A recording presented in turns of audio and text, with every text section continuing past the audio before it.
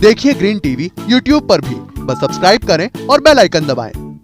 नमस्कार, आप देख रहे हैं किसान बुलेटिन। मैं हूं आपके साथ प्राची तिवारी। आइए नजर डालते हैं खेती बाड़ी और ग्रामीण भारत से जुड़ी आज की जरूरी हेडलाइंस पर।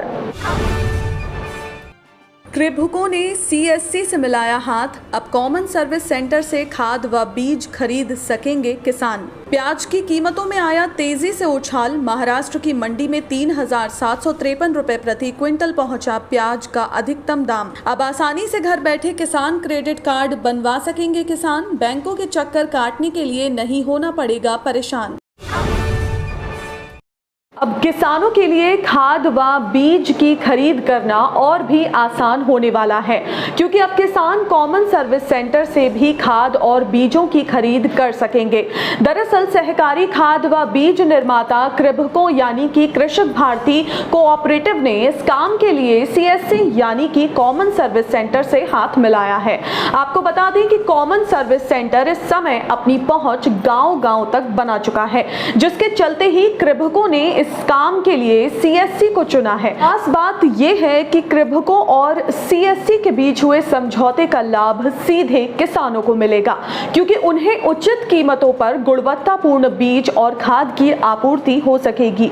जानकारी के लिए ये भी बता दें कि इस पहल को सफलता दिलाने का काम common service centre e governance services के 4 लाख ग्राम स्तर के उद्यमी को सौंपा गया है। खबर की माने तो कॉमन सर्विस सेंटर के जरिए कृभको के उत्पादों की बिक्री और मार्केटिंग का काम भी किया जाएगा। यानी कि देखा जाए तो ये सीधे सीधे कृभको के उत्पादों को ज्यादा से ज्यादा किसानों के बीच पहुंचाने की एक कोशिश भी है। इन उत्पादों में उर्वरक मसलन आयातित यूरिया, डीएपी, एनपीके, एनपीएस, जैव उर्वरक, सिटी कंपोस्ट, जिंक सल्फेट, प्रमाणीकृत बीज और हाइब्रिड बीज जैसे उत्पाद शामिल हैं। CSC e governance services India limited के प्रबंध निदेशक दिनेश त्यागी ने कहा कि कृभको के साथ हमारी भागीदारी सरकार के किसानों और कृषक समुदाय को सेवा के एजेंडे को आगे बढ़ाने का प्रयास है।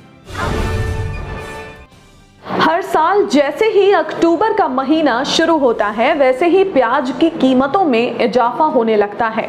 बस यही हाल इस साल का भी है। प्याज के सबसे बड़े उत्पादक राज्य महाराष्ट्र में अब हर दिन के साथ प्याज की कीमतों में भी इजाफा हो रहा है। जुलाई और अगस्त के मुकाबले अब इसके दामों में एकदम से उछाल आया है। बात करें महाराष्ट्र के पिपलगांव मंडी की, तो यहाँ पर इसका अधिकतम रेट 3,753 रुपए प्रति क्विंटल पहुंच गया है। खबर की माने तो 2 अक्टूबर को मंडी में प्याज का मॉडल प्राइस 2,850 रुपए रहा, जबकि न्यूनतम कीमत 1,500 रुपए प्रति क्विंटल दर्ज की गई थी। तो वहीं ऐसा माना जा रहा है कि नवंबर-दिसंबर तक प्याज की कीमतों में और बढ़ोतरी दर्ज की जा सकती है। अब बात करते हैं कीमतों में इजाफा होने की सबसे बड़ी वजह की। तो इस बारे में महाराष्ट्र प्याज उत्पादक संगठन के संस्थापक अध्यक्ष भारत दिघोले का कहना है कि किसान अप्रैल और मई में एक बड़ी मात्रा में प्याज को स्टोर करके रख लेते हैं, लेकिन राज्य में बारिश और बाढ़ के कारण प्याज सड़कर गलने लगता है। ऐसे में जब प्याज की आवक मंडियों में कम होने लगती है तो कीमतों में एकदम से बढ़ोतरी देखी जाती है। इस साल मराठवाड़ा क्षेत्र के बीड, औरंगाबाद, उस्मानाबाद और लातूर में रखा काफी प्याज या तो भीग गया है या उसमें नमी आ गई है। तो वहीं नासिक, अहमदनगर, धुले, सोलापुर और जलगांव में भी काफी किसानों की प्याज सड़ गई है, जिसकी वजह से दाम में तेजी देखने को मिल रही है। ऐसे किसान जो काफी दिनों से किसान क्रेडिट कार्ड बनवाने को लेकर विचार कर रहे हैं, उनके लिए ये खबर बहुत ही काम की है, क्योंकि उत्तर प्रदेश के किसानों के लिए अब किसान क्रेडिट कार्ड बनवाना राज्य सरकार ने और भी आसान कर दिया है। दरअसल राज्य के किसानों को अब केसीसी का लाभ उठाने के लिए इधर से उधर बैंकों और दफ्तरों के चक्कर नहीं काटने पड़ेंगे, क्योंकि हाल ही में कृषि विभाग उत्तर प्रदेश ने इसके लिए एक टोल फ्री नंबर जारी किया है, लेकिन इसके लिए भी किसानों के सामने एक शर्त रखी गई है और वो ये है कि जो किसान टोल फ्री नंबर पर संपर्क कर किसान क्रेडिट कार्ड बनवाने के इच्छुक हैं, उनका कृषि विभाग में पंजीयन होना अनिवार्य है। बिना पंजीयन के क्रेडिट कार्ड नहीं बन सकेगा।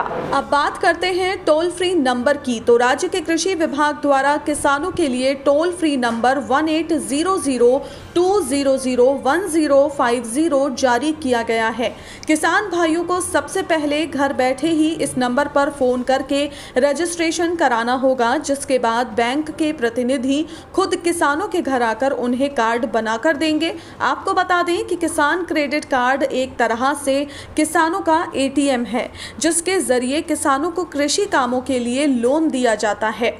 सरकार द्वारा केसीसी की शुरुआत करने के पीछे का मकसद किसानों की जमींदारों व साहूकारों जैसे निजी कर्ज पर निर्भरता को कम करना है। तो ये थी वो खबरें जिन्हें हमने आपको बताया विस्तार से। इसके अलावा खबरें और भी हैं, तो आइए नजर डालते हैं बाकी की खबरों पर भी। हरियाणा सरकार ने हाल ही में गन्ना पेराई सत्र की घोषणा करते हुए 5 नवंबर से इसकी शुरुआत करने का फैसला लिया है। राज्य के सीएम मनोहर लाल खट्टर ने इस संबंध में अधिकारियों को जल्द से जल्द गन्ना भुगतान करने के निर्देश जारी कर दिए हैं। उन्होंने कहा है कि इस बार सहकारी और निजी चीनी मिलों में गन्ना पेराई सत्र 5 नवंबर से शुरू होगा।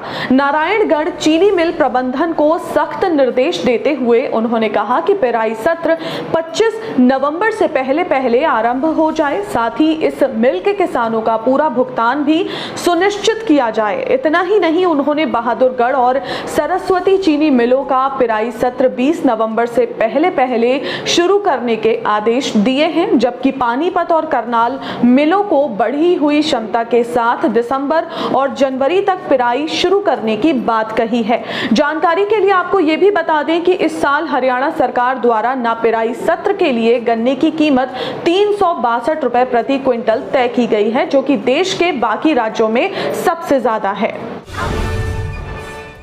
जहां एक तरफ किसान पहले ही बाढ़ और बारिश के कारण बर्बाद हुई उनकी फसलों के चलते निराश हैं, तो वहीं दूसरी तरफ जाते जाते एक बार फिर मानसून वापसी करने की तैयारी में नजर आ रहा है। दरअसल भारत मौसम विज्ञान विभाग ने कहा है कि 6 अक्टूबर से उत्तर पश्चिम भारत से दक्षिण पश्चिम मानसून की वापसी के लिए स्थितियां अनुकूल हैं। इसके साथ ही IMD ने बताया कि एक निम्न दबाव का क्षेत्र मध्य बिहार और आसपास के इलाकों पर बना हुआ है। IMD ने कहा है कि अगले 24 घंटे में उप हिमालयी पश्चिम बंगाल, सिक्किम, पश्चिम असम और मेघालय में कुछ स्थानों पर भारी बारिश हो सकती है।